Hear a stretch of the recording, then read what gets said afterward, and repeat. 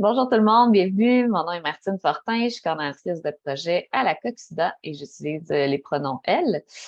Vous êtes présentement pour le webinaire sur les résultats de l'enquête pour évaluer l'impact de la crise sanitaire COVID-19 en milieu communautaire ou plus communément appelée la recherche EPIC. Donc, on va pouvoir avoir a posteriori les résultats de cette étude. Vous êtes invité à poser des questions à tout moment dans le chat et je pourrai interrompre les présentateurs, présentatrices à un moment opportun pour leur poser. Et il y aura aussi une période d'échange et de discussion à la fin de la présentation des résultats. La session est enregistrée et je présume que vous pourrez avoir accès au PowerPoint par la suite. On n'en a pas discuté, oui. Parfait, merci beaucoup. Donc, avant d'officiellement débuter, je veux reconnaître que le bureau de la COXIDA se situe à Tiohtià:ke, sur le territoire traditionnel de la nation Kanien'kehá:ka. Et les activités de la coalition se déroulent sur les territoires non cédés et traditionnels des 11 nations autochtones qui composent aujourd'hui ce qu'on appelle le Québec. Sans plus tarder, je vais présenter les deux personnes qu'on a avec nous, qui est Tanguy Edré, qui vient de la recherche académique et qui est maintenant coordonnateur de la recherche communautaire à la COXIDA. Et on a Océane Apfelfong, qui est chargée de mission recherche à Coalition Plus et qui a notamment porté la coordination de EPIC pour la COXIDA ainsi que le réseau lusophone de Coalition Plus. Auparavant, Océane a travaillé au portail VIH-Sida du Québec et au PNMVH également. Merci beaucoup à vous deux d'être avec nous et je vous laisse la parole. Merci beaucoup, Martine. Merci beaucoup à tout le monde d'être venu. J'ai partagé mon écran. Ce que je voulais faire aujourd'hui, c'était vous présenter les premiers résultats de EPIC, qui est la recherche qu'on a faite sur l'impact de la crise sanitaire de la COVID-19 sur les populations clés et les personnes vivant avec le VIH. Et je voulais que ça prenne aussi un peu une forme de webinaire discussion parce que j'ai quelques résultats, mais j'ai aussi beaucoup de questions et je voulais savoir, je voudrais avoir un peu une discussion, parler entre organismes communautaires pour savoir vers où on peut aller avec le genre de résultats que j'ai obtenus pour savoir si ça vous... Il y a des choses qui s'éveillent en vous quand je vais parler de ces résultats. Très bien, donc, voilà,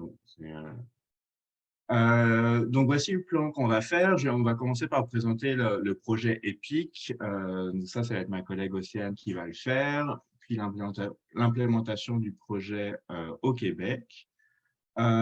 Et ensuite, je vais vous parler des résultats de l'analyse qualitative avec les utilisateurs et utilisatrices de drogue et les résultats de l'analyse quantitative avec un sondage en ligne qu'on a fait auprès des personnes vivant avec le VIH. Après ça, il y aura une période de discussion que j'espère où tout le monde interviendra dans la joie et la bonne humeur pour discuter de ces résultats. Je laisse la parole, Océane. Bonjour à tous, je suis ravie de vous voir ou lire vos noms sur Zoom. Ce que je vais faire maintenant, c'est vous expliquer un peu la naissance de ce projet qui est né comme un projet de terrain. C'est-à-dire en mars 2020, quand la pandémie nous a surpris. À Coalition Plus, moi, j'étais pas encore, j'étais au PNMVH, mais à Coalition Plus, les associations qui font partie de Coalition ont remonté des problématiques qui se trouvaient sur le terrain à la direction de recherche communautaire. C'était clair que, par exemple, comme vous le savez très bien, les populations les plus vulnérables subissaient la crise en plein fouet. Donc, il y avait de la précarisation, du travail du sexe, il y avait un accès qui devenait difficile pour certains au traitement, etc.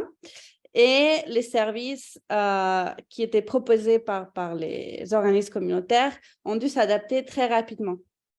Et aussi, au même temps, les projets de recherche qui étaient en cours se sont arrêtés parce qu'il y avait d'autres priorités qui arrivaient. Donc, il y avait un besoin qui émergeait de comprendre qu'est-ce qui se passait. Et c'est ça qui a poussé la création d'un groupe de travail qui était formé par des chercheurs de la direction recherche de Coalition Plus, mais aussi des représentants des communautés et là, il y a écrit des ONG, nous, on dirait plutôt des organismes communautaires et aussi des personnes provenant du monde académique, donc des chercheurs plus classiques. Tout ça s'est fait par Zoom. C'était une équipe internationale un peu partout dans le monde. Notamment dans les premières conversations, je pense qu'il y avait la Bolivie, le Maroc, je pense aussi le Mali, par exemple. Et ensemble, ce groupe de travail a co-construit une méthodologie dont je vais vous parler plus tard, qui pourrait servir à tout le monde pour essayer de mieux comprendre qu'est-ce qui arrivait à nos populations. Voilà, donc ça, c'était entre avril et mai. L'idée, c'était que ça soit des enquêtes flash et vous allez voir après qu'est-ce qui est devenu du projet EPIC. Ce n'était pas vraiment flash, mais c'était quelque chose de plus profond. Donc, après, de juin à décembre 2020, vous voyez, ça va très, très vite. Il y a eu le lancement des premières enquêtes dans l'urgence. Ça, c'était surtout voilà, au Maroc, en France, en Roumanie, au Portugal et au Mali. Mais peu à peu, d'autres pays qui avaient aussi des organisations impliquées dans Coalition Plus se sont intéressés par le projet. Ils ont été aussi invités, ça dépendait de chacun. Et on leur a demandé c'était quoi leur réalité, leurs priorités, et se sont ajoutés aussi à la seconde vague d'enquête EPIC qui a eu lieu en 2021. Je pense que les toutes dernières enquêtes qui se sont fermées, c'était au début 2022, mais c'était vraiment anecdotique. Sinon, en 2021, tout était fait. Et on a reçu aussi des fonds d'urgence de plusieurs, par exemple, de l'Agence française de développement, pour certains pays, pas pour tous, la Fondation Robert Carr, la NRS, c'est tout des agences françaises. EdFund. Voilà, ça c'est pour vous mettre un peu en contexte de comment est-ce que tout ça a commencé. Tanguy, tu peux passer la slide, s'il te plaît. Donc, comme objectif, il y en avait 3 de principales. 1, étudier l'impact de la crise sanitaire sur les populations vulnérables au VIH et aux personnes vivant avec le VIH ou avec le VHC. 2, étudier aussi l'impact de la crise sur les personnes qui travaillent auprès de ces populations. Donc, il y a eu aussi des pays et des organisations qui ont choisi de travailler sur les travailleurs communautaires qui ont, comme vous le savez, il y a eu un gros changement de charge de travail. Ça a beaucoup changé en peu de temps, donc il y a certaines organisations qui ont décidé d'étudier l'impact chez ces personnes-là. Et finalement aussi, identifier les innovations ou adaptations clés des services qui pourraient être étendues et maintenues après la crise. Un exemple très clair, c'était les innovations qu'il y a eu, par exemple, par la télémédecine. Je peux penser à l'exemple de la Bolivie. L'organisme qui travaille en Bolivie a aussi une clinique communautaire et ils ont commencé à faire de la télémédecine, par exemple. Donc, à évaluer si c'est quelque chose qui doit rester ou pas, etc. Voilà, donc ça, c'était les 3 objectifs. Tanguy, tu peux passer. Et si tu cliques encore une fois, on pourra voir la deuxième partie de la slide. Alors, je vous ai dit tantôt que ce groupe de personnes mixtes qui a créé la méthodologie a créé quelque chose de très nouveau. Et en fait, ça nous a coûté, on peut dire ça. C'était pas si facile d'avoir du financement parce que c'est pas une méthodologie classique, mais c'est une méthodologie dont on avait besoin. Ce qu'on a fait, c'était une méthodologie à la carte, c'est-à-dire chaque pays et chaque organisme qui participait dans les pays choisissait quelles étaient les populations cibles et les populations qui voulaient interviewer. Parce que, voilà, il pouvait y avoir d'un pays à l'autre des différences, des besoins différents. Donc, les gens choisissaient, est-ce qu'on va s'intéresser aux personnes qui utilisent des drogues, les travailleuses du sexe, aux HSH, toutes les populations. Et aussi, là-dedans, il y avait, donc, on choisissait s'ils voulaient faire du quantitatif ou si dans le cas de ce pays-là ou de cette population-là, un entretien qualitatif s'ajustait plus aux besoins, ou les deux. Et dans le questionnaire quantitatif, il y avait des blocs Donc, différents blocs. Il y en avait un qui était obligatoire pour tout le monde. Et donc, comme ça, maintenant, on est en train de faire des analyses globales qui englobent les 31 pays qui ont participé. Mais après, chacun, par exemple, au Québec, un des blocs qu'on a choisi, par exemple, c'était l'accès aux soins. Mais il y avait aussi un bloc santé mentale, il y avait un bloc santé sexuelle, je pense. Donc, chacun choisissait ce qui était mieux pour eux. Voilà. Et finalement, pour être certain que quand l'analyse globale viendrait, il y avait aussi une fiche pays où tout le monde expliquait, enfin, les coordinateurs locaux expliquaient le contexte COVID dans le pays, s'il y avait eu des couvre-feux, comment est-ce que ça se passait pour chacun, quelle était la situation du VIH, la criminalisation, etc., pour pouvoir après faire des analyses plus précises et contextualisées. Voilà, on peut passer au suivant. Oups, non, t'en as sauté une, je pense. Ah non. OK. Ça, vous aurez vous aurez le PowerPoint, donc vous aurez accès à ce lien-là pour aller voir, jouer un peu avec la carte interactive de qui a participé au projet EPIC. Mais vous voyez là déjà un peu, en Afrique, il y a Afrique et Amérique du Sud surtout, mais aussi en Malaisie. Là, le tout petit pays, c'est Timor de l'Est, par exemple. Voilà, mais vous pouvez vous amuser à aller voir après qui a participé. La suivante, s'il te plaît. Voilà, donc en quelques chiffres, beaucoup de chiffres, je vois ici. Mais ça a été un travail énorme, c'est ce que je vous ai dit, ça devait être une enquête flash et finalement, il y avait vraiment besoin parce que sinon, on ne se serait pas rendu là. On a fini par travailler en 10 langues différentes, même si les outils disponibles étaient surtout en français, espagnol, portugais et anglais. Les outils de travail à l'interne. Après, les questionnaires, c'était dans... il y avait aussi d'autres langues. Plus de 140 personnes formées. Chez Coalition Plus, il y avait 15 personnes à la coordination avec les organismes et les réseaux, donc 15 océanes, si vous voulez. Finalement, il y a eu 32 pays qui ont participé, 39 organisations, et ce n'était pas que des membres de Coalition Plus. On a eu après des organismes qui s'intéressaient à participer, donc ils ont participé comme partenaires aussi, bien sûr. Les 6 plateformes de Coalition Plus, ça c'est pour un autre jour.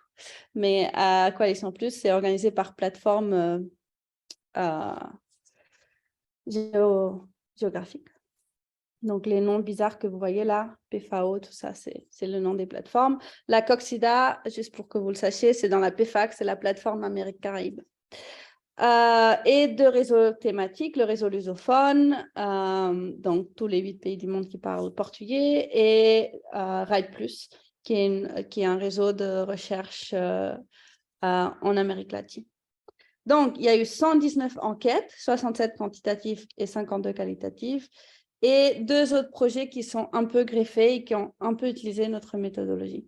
Donc, au total, plus de 12 000 personnes ont répondu au questionnaire quantitatif et presque 900 aux données qualitatives. Mais, qu'est-ce qu'on a fait au Québec? Ah non, pas encore. Donc, oui, tu peux y aller. Donc là, c'est ça s'est fermé en 2021. Vous pouvez voir, c'est un travail énorme. Donc, ça ne va pas très, très vite, mais on avance pour l'analyse et pour sortir les données de tout ce travail-là. Et bien sûr, avec l'objectif toujours, une fois on aura les données, de voir comment est-ce qu'on applique ça, comment est-ce que ça peut aider aux populations clés. Donc, pour l'instant, il y a eu 2 articles scientifiques publiés. Il y en a 4 qui sont en cours d'approbation par les journaux, par les pairs. Dans les conférences, il y a eu 10 posters, 2 présentations orales, 3 symposiums, dont un qui a eu lieu à Montréal. Peut-être que quelques-uns d'entre vous étaient là. À l'IAS. Il y a eu des rapports d'études nationaux. Il y a eu, par exemple, je peux vous donner l'exemple de la Guinée-Bissau, où en fait, avec EPIC, on a réussi à avoir plus de données de ce que le gouvernement lui-même a réussi. Donc, le rapport national a été adopté par le gouvernement. puis des groupes de travail qui sont encore en cours pour essayer de sortir plus de données et voir qu'est-ce qu'on en fait. Et ça, c'est la production scientifique, mais si on passe à la prochaine slide, il y a la production non scientifique d'EPIC. Et ça, pour nous, c'est également important. Les deux sont importantes. Le scientifique, parce que des fois, on a besoin d'utiliser le même langage que la recherche pour plus tard avoir plus de poids sur le plaidoyer. Mais la production non scientifique est également importante, soit directement pour plaidoyer sur certains sujets, soit pour faire des fiches flash, qui sont des fiches qui expliquent à la population les données qu'on a recueillies, des rapports communautaires pour partager également avec la communauté, des exercices d'apprentissage du processus d'implémentation et bien d'autres choses comme des ateliers, des rencontres comme celles qu'on a aujourd'hui ici, etc. Voilà, et maintenant au Québec. Moi, je suis arrivée un peu, le processus était déjà un peu commencé, mais je peux vous expliquer, on a choisi au Québec ce que le comité a choisi, c'était de faire une enquête quantitative chez les personnes vivant avec le VIH et deux enquêtes qualitatives chez les UD et chez les TS. Pour avoir, parce que c'était les deux populations au moment où ça a commencé, c'était les deux populations que le comité a décidé qui étaient peut-être les plus à risque. Par exemple, il y avait le couvre-feu, comme vous le savez, ça a beaucoup affecté à ces deux populations-là. Il y avait beaucoup plus de présence policière. Donc, on s'est dit qu'on allait voir aussi qualitativement comment est-ce que ça a affecté à ces gens, à ces personnes-là. Voilà, on peut passer à la suivante. Donc, comment est-ce qu'on s'est organisé au Québec? Il y a eu un comité d'orientation qui s'est mis en place, qui était formé par des représentants de la communauté, des représentants de certains organismes, pas tous les organismes de la COP, parce qu'on était tous overworked à ce moment-là. Je pense qu'on est tous un peu traumatisés et qu'on a un peu oublié comment c'était cette époque-là, mais ce n'était pas tout le monde qui avait le temps. Il y a eu la TOMS aussi. Et après, il y avait la coordination locale. À l'époque, c'était Charlotte. Après, Tanguy est arrivé. Et la coordination Coalition Plus, c'était moi. Et en fait, c'est ça. Mon rôle, c'était d'essayer que le projet soit un peu pareil à comment ça se passait autour du monde, pouvoir donner à la coordination locale et au comité d'orientation les outils nécessaires pour implémenter tout cela au Québec. Donc voilà, le quantitatif, c'était pour les personnes vivant avec le VIH. Ça s'est fait en ligne. La communication a été relayée par les organismes membres de la COCSIDA. Et puis, les gens qui participaient recevaient une carte cadeau. Et le qualitatif, il y a une erreur, c'est vraiment pas les personnes vivant avec le VIH, c'était les TS et les UD. Il y a eu une formation de pair de recherche, et ça, c'est le seul pays les 32 pays qui ont participé à EPIC qui a fait cet effort-là, que moi, je trouve qui apporte beaucoup à cette recherche et à la qualité des données recueillies. Donc, on a formé des pairs de recherche qui ont fait eux-mêmes les entretiens et qui commencent à les analyser maintenant aussi. Et la même chose, la communication était faite par les organismes membres de la COCSIDA et il y avait une rémunération. Bien sûr, il y a une adaptation au français québécois, à la réalité québécoise. On ne va pas prendre un questionnaire fait en France et le mettre au Québec directement. Ce n'est pas la même réalité, bien sûr. Donc voilà, et on avait aussi un site web propre à EPIC Québec. Et je pense que c'est ma dernière slide. Voilà, donc l'objectif au Québec, en gros, c'était documenter et analyser l'impact de la crise COVID sur les personnes vivant avec le VIH, ainsi que certaines populations vulnérables au VIH et au VHC, soit les travailleuses du sexe et utilisatrices de drogue. Et nous porterons notre intention au moment où on a commencé, une attention particulière sur les identités intersectionnelles de genre, orientation sexuelle, origine culturelle, utilisation de drogue, situation socio-économique, travail du sexe, etc. Et ici, vous pouvez voir un peu à quoi ressemblait la pub pour la participation. Et voilà, je pense que moi, j'arrive à la fin de mon bout de présentation. Et là, je vais passer la parole à Tanguy. Merci beaucoup, Océane. C'est très intéressant. Puis je pense que c'est ça. Et puis je suis très ravi de savoir qu'il y a 15 océanes à travers le monde. Je pense que c'est quelque chose qui ravit le monde entier. Donc moi, je vais vous présenter les résultats. Donc comme disait Océane, on a fait une partie qualitative, une partie quantitative. J'ai commencé par la partie qualitative, donc auquel on a travaillé avec les utilisateurs et utilisatrices de drogue et les travailleuses du sexe. Et les résultats que je vais vous montrer ici, donc ils sont toujours en cours d'analyse. Et là, je vais vous présenter les résultats auprès des utilisateurs et utilisatrices de drogue. Donc on a interrogé 12 personnes au total. On les a interrogées via Zoom pour un questionnaire d'à peu près 1 heure. Comme disait Océane, on a formé des pairs associés de recherche, donc des personnes qui ont les mêmes réalités, le même vécu que les personnes qui ont été interrogées. Et on a pris ces données, on les a codées, puis on a commencé à les analyser. Donc là, c'est vraiment des résultats très préliminaires. Donc pour les 12, là, c'est des résultats que je vous montre pour 6 participants.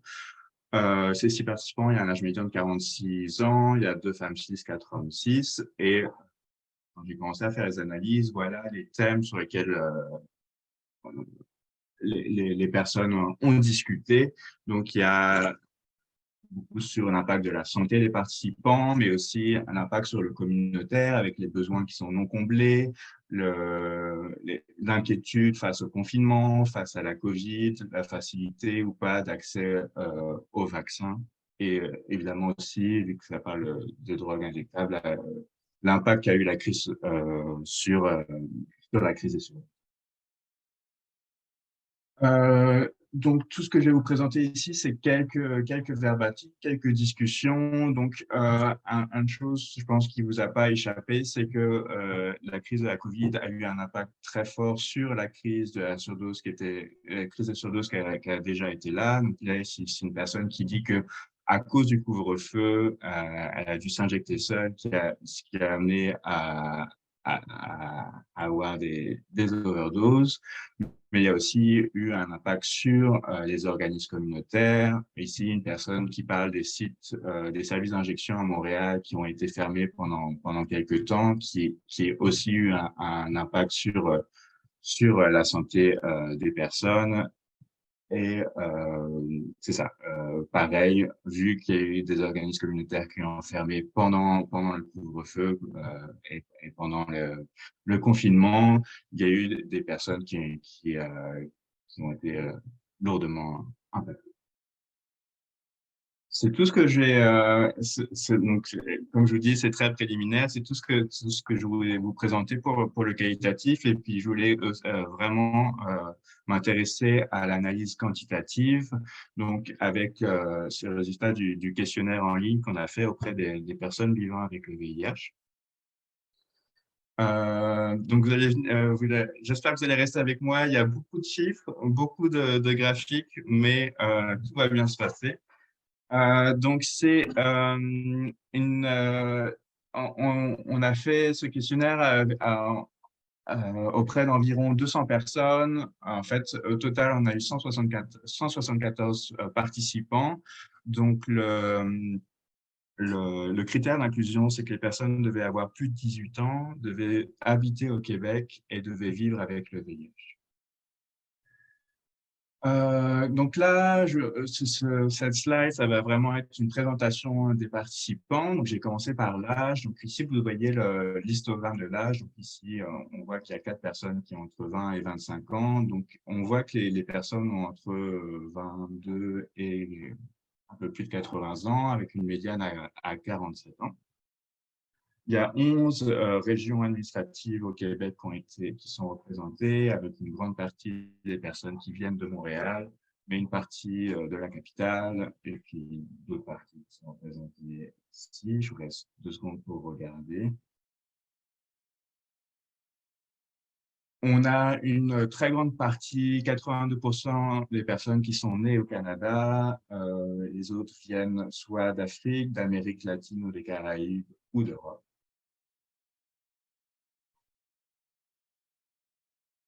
Concernant le genre, on a 63% d'hommes cis, 27% de femmes cis.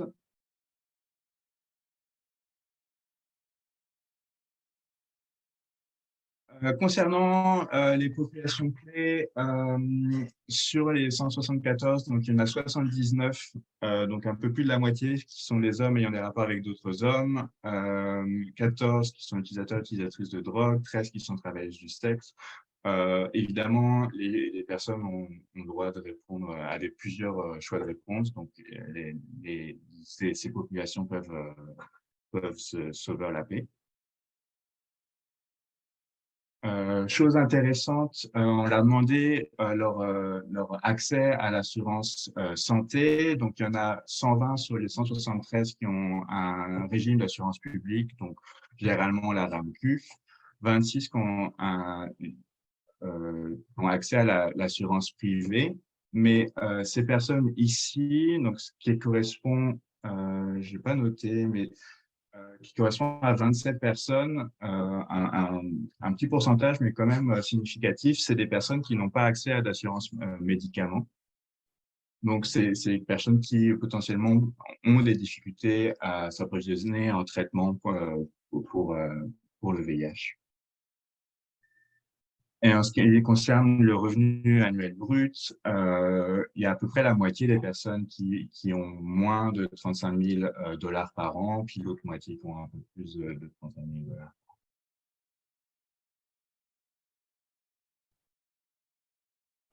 Maintenant qu'on connaît un peu qui a répondu, on va regarder sur différentes questions. Donc là, je vous ai fait un florilège des questions qui pour moi sont intéressantes. Donc on va passer en revue. Puis si vous avez des questions, n'hésitez pas. Si vous voulez aussi savoir pour d'autres questions ce qui a été répondu, n'hésitez pas. Je peux les regarder. Mais donc j'ai fait 4 thèmes ici, donc j'ai passé en revue. Le premier, on leur a demandé l'impact qu'a eu la crise sanitaire sur leur vie personnelle, et il y en a 54% qui ont répondu que ça a eu un impact négatif. Un petit peu moins, 48% ont indiqué que la crise sanitaire a eu un impact négatif sur leur vie professionnelle.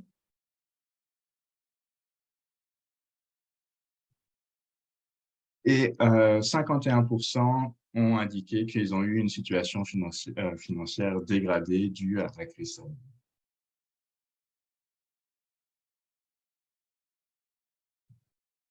En ce qui concerne les besoins communautaires pendant la crise sanitaire, donc en bleu ici, c'est pour un besoin d'aide financière. En vert, c'est un besoin, donc savoir si c'est probable ou pas qu'ils aient besoin d'aide financière ou d'aide alimentaire dans les prochaines semaines à vivre. Donc, il y en a 55% qui ont répondu qu'ils ont tout à fait probablement ou assez probablement besoin d'aide financière dans les semaines à venir, au moment où ils ont répondu à ce questionnaire, puis 51% qui ont indiqué la même chose concernant l'aide alimentaire. Il y a sur les 141, donc pas tout le monde n'a répondu, mais sur les 141 personnes qui ont répondu, il y en a 11%, donc 15 personnes qui ont indiqué avoir interrompu leur traitement VIH depuis le début de la crise sanitaire, avec différentes raisons ici. C'est peut-être un peu petit pour que vous lisiez, mais ici, il y a l'impossibilité de se rendre au service de santé, la peur de s'exposer au COVID-19, le manque de ressources financières qui sont invoquées. C'est ça.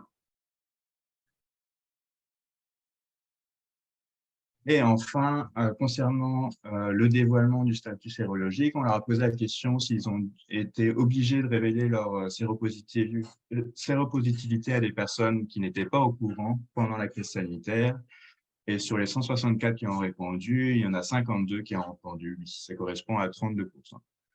Le reste de ma présentation, ça va se poser sur cette statistique particulière, parce qu'on s'est aperçu, 32%, c'est quand même assez fort. Donc, on voulait s'interroger sur qui sont ces personnes, pourquoi elles ont dû ils ont dû dévoiler leur statut VIH. Donc, on va essayer de regarder puis de comprendre quel type de population ont dû dévoiler. Il n'y a pas, dans le questionnaire qu'on a eu, c'était un questionnaire qui était déjà assez long, puis il n'y a pas de questions subsidiaires sur à qui ils ont dû révéler, pourquoi, etc., quel est l'impact aussi de ce dévoilement.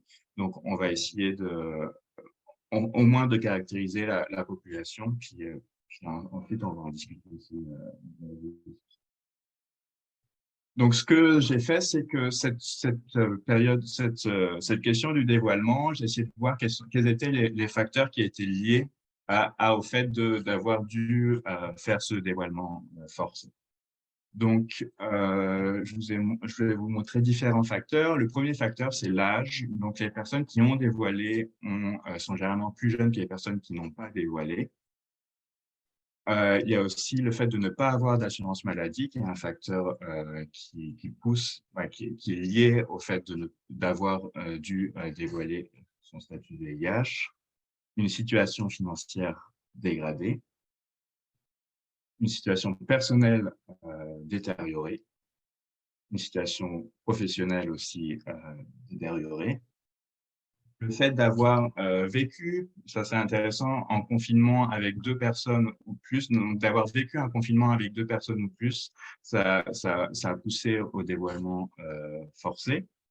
Le fait d'avoir besoin d'aide financière ou d'aide alimentaire, et enfin le fait d'interrompre son traitement font partie des facteurs individuels qui sont liés. Donc on ne peut pas savoir si c'est un lien de cause à effet, mais on sait juste que c'est lié. Ces facteurs sont liés au dévoilement forcé. Autre chose qu'on peut faire, ici c'est les facteurs individuels, on peut faire des facteurs multivariés, donc essayer de faire un modèle logistique, donc un modèle en entier, prendre tous ces facteurs, puis savoir lesquels, vu que tous les facteurs sont un peu liés, lesquels on peut prendre pour expliquer, pour essayer d'expliquer le dévoilement forcé. Donc ici, c'est la méthodologie. Donc, on a fait une méthode descendante avec P en dessous de 0,05. Et ce qu'on a eu comme modèle, c'est 3 variables. Donc, le besoin d'aide financière, l'interruption au traitement et l'absence d'assurance maladie. Donc, ces 3-là sont plus ou moins indépendants et ont permis d'expliquer le dévoilement forcé avec les odds ratios qui sont.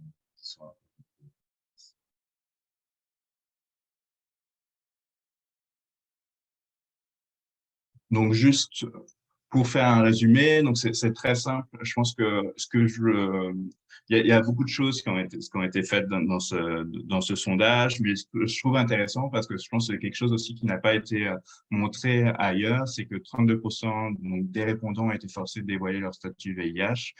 Et ce dévoilement est lié à différents facteurs, notamment des facteurs de précarité, donc le besoin d'aide financière et d'aide alimentaire, l'absence d'assurance médicaments, mais aussi des forts impacts sur la crise sanitaire. Le fait que la crise sanitaire a un fort impact sur la qualité. Je parlais rapidement des limitations. Donc, évidemment, il y a un biais de sélection. Donc, c'est plus des personnes qui sont probablement liées aux communautaires qui ont répondu à ce sondage. Même si on était très content d'avoir 200 personnes qui vivent avec le VIH. Je pense que c'est un résultat qui est très intéressant. Ça mérite aussi d'avoir d'autres données là-dessus. Et comme je vous l'ai dit, on a eu cette question très intéressante sur le dévoilement forcé, mais on n'a pas de question additionnelle, donc on ne sait pas un peu le contexte pour lequel il y a eu ce dévoilement forcé. Et maintenant, c'est un peu pour ça aussi, donc je voulais vous présenter ces résultats, mais je voulais aussi un peu ouvrir la discussion, ouvrir le webinaire auprès de vous pour savoir ce que vous en pensez. C'est que j'ai ces résultats, je suis plutôt content parce qu'il y a des choses qui sont très intéressantes. Mais ma question maintenant, c'est qu'est-ce que je fais avec ça? Donc, comme je l'ai dit, je ne sais pas, ce dévoilement forcé, on ne sait pas à qui. Est-ce que c'est auprès des professionnels de santé? Est-ce que c'est auprès de la famille, etc. Pourquoi ils ont dû faire ça? Quel a eu l'impact qu'a eu le dévoilement forcé sur la vie de ces personnes-là? Donc, j'avais envie d'ouvrir un peu le débat auprès des organismes communautaires où je voulais savoir si c'est quelque chose que vous avez vu, surtout les personnes de première ligne, si vous avez constaté une augmentation du dévoilement forcé, est-ce que c'est quelque chose auquel vous avez entendu parler? Et si oui, quelle population est la plus affectée? Est-ce qu'il y a eu des réflexions? Quelles sont vos réflexions en gros sur cette histoire de dévoilement forcé? Je pense que c'est quelque chose qui est assez intéressant. Je pense qu'il y a peut-être quelque chose à creuser là-dessus. Donc, j'aimerais bien avoir votre avis là-dessus. Puis, je pense que c'est assez intéressant pour écrire un article scientifique, mais aussi publier des rapports, essayer de voir si on peut pas avoir un impact là-dessus auprès du communautaire, puisque je pense ça touche beaucoup de choses, mais ça peut toucher aussi toute une histoire de santé mentale, de stigmatisation, de quelque chose comme ça. Donc, je pense que c'est assez intéressant. Donc, Merci beaucoup, Tanguy. Excuse-moi, je vais juste arrêter l'enregistrement pour favoriser des discussions libres et spontanées. Donc, je vais te remercier, toi et Océane, pour la présentation et on va poursuivre les discussions tout le monde ensemble.